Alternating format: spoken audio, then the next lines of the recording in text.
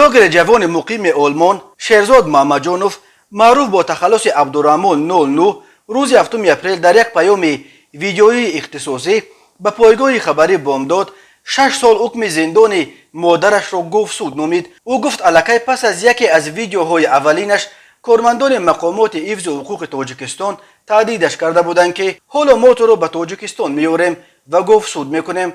عبدالرحمن 09 گفت 2 سال گذشت مرا بردن نتوانستند و امروز به جای من مادرم را گفت کردند. او گفت مرافعه دادگاهی نشان داد که مادر او به یگان سازمان ممنوع نه به گروه 24 و نه به حزب نهضت اسلامی تاجیکستان همکاری نداشته است، بلکه او را فقط برای ابراز نظر در اینترنت به 6 سال زندان محکوم کردند. این چنین معنا دارد که هر کس فکرش از نظر مقامات تاجیکستان فرق میکند اکستریمیست است، میگوید عبدالرحمن 09.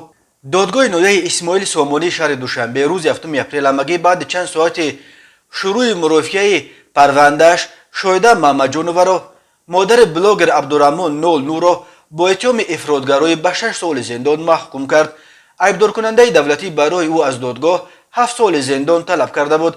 افراطگرایی محمدجانوف طوری از مواد پروندهش برمی آید از نشر 2 شرح در زیر ویدیوها در یوتیوب عبارت بوده است. رادیوی آزادی که خبرنگارش در مرافعه توانست اشتراک کند خبر داد که نزدیکان شایده محمدجانوف از حکم دادگاه ناراضگی کرده گفتند از آن شکایت میبرند. صبح 7 اپریل نماینده دادستانی در مرافعه محمدجانوف را به آن متهم کرد که از عقیده های سازمان های در تاجیکستان ممنوع گروه 24 و حزب نهضت اسلامی تاجیکستان طرفداری کرده در یوتیوب در زیر نوار پسرش عبدالرحمن 09 و هم یک نوار اسلو پلوس مقابل ساختار دولتی در تاجیکستان شرح نوشته است. طبق اطلاع دریافتی آزادی شایده محمدجانوف گویا بعد ماه سال 2021 2 بار در یوتیوب شرح‌های تنقیدی نوشته است. از جمله یک شرح او در روز پرزیدنت نوشته شده او گویا نسبت به رهبریت عالی کشور حرف‌های تحقیرآمیز گفته است. شایده محمدجانوف در مرافعه دادگاهی گفت که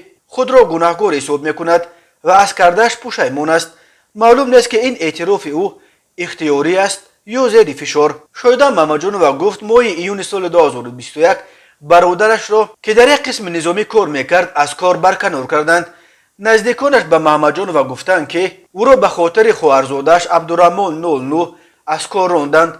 او در دادگاه گفت وقتی به منزل مادرش آمد و احوال برادرش را دید خود را گناهکار حساب کرد. وی افزود در آغاز سال تحصیل 2021 وقتی دید که برادرش در خریدن لباس‌های مکتبی برای فرزندانش مشکلی دارد عصبانی شد و این 2 شرح را در یوتیوب نوشت. وکیل دفاع شایده محمدجانوف از دادگاه خواست که با نظرداشت پشیمان بودن زیر حمایت او نسبتش جزاهای غیر حبسی تطبیق شود. دادرس بعد شنیدن نظر طرفها برای تهیه حکم به خانه مشورتی رفته است. بلاگر شهرزاد محمدجانوف معروف با تخلص عبدالرحمن 09 که چند سال باز در آلمان به سر میبرد و با ویدیوهایش در موضوع منع ستر و حجاب در تاجیکستان نام برآورده است پرونده مادرش را به فعالیت‌های خود ربط می‌دهد و میگوید برایش گفتند که اگر او قطع فعالیت بلاگری کند و به تاجیکستان برگردد مادرش را رها خواهند کرد. در میانه‌های ماه ینور سال 2022 کارمندان عبوب تلفن شایده محمدجانوف را برای تفتیش گرفتند و روز 3 فوریه او را برای گرفتن تلفنش دعوت کرده به حبس گرفتند. وزارت کارهای داخله تنها بعد 1 هفته بازداشت شایده محمدجانوف را تصدیق کرد و گفت نسبت شهروند محمدجانوف شایده دولتجانوف نه سال تولدش 1977 ساکن شهر وحدت طبق طلبات ماده 307 علاوه 3 قسم 2 تشکیل فعالیت تشکیلات اکستریمیستی کودکس جنایتی جمهوری تاجیکستان پرونده جنایتی آغاز کرده شده نامبرده به حبس پیشکی گرفته شده است. وزارت کارهای داخله همچنین گفته بود فرزند دستگیر شده محمدجانوف شهرزاد بلاگر و یا اینکه اپوزیسیونر نبوده بلکه برای صادر نمودن جنایت‌های خصوصیت اکستریمیستی تروریستی داشته در جستجو قرار دارد. تعقیب خویشاوندان فعالان اپوزیسیون و دیگر اندیشان موضوعی است که مقامات تاجیکستان برای آن پیوسته از سازمان‌های بین المللی حامی حقوق تنقید می شود، ولی مقامات جای داشتن کدام معرکه حساب شده تعقیب خویش و تبار منتقدان حکومت را رد می کند و می گویند که آنها در تاجیکستان آزادانه کار و زندگی دارند.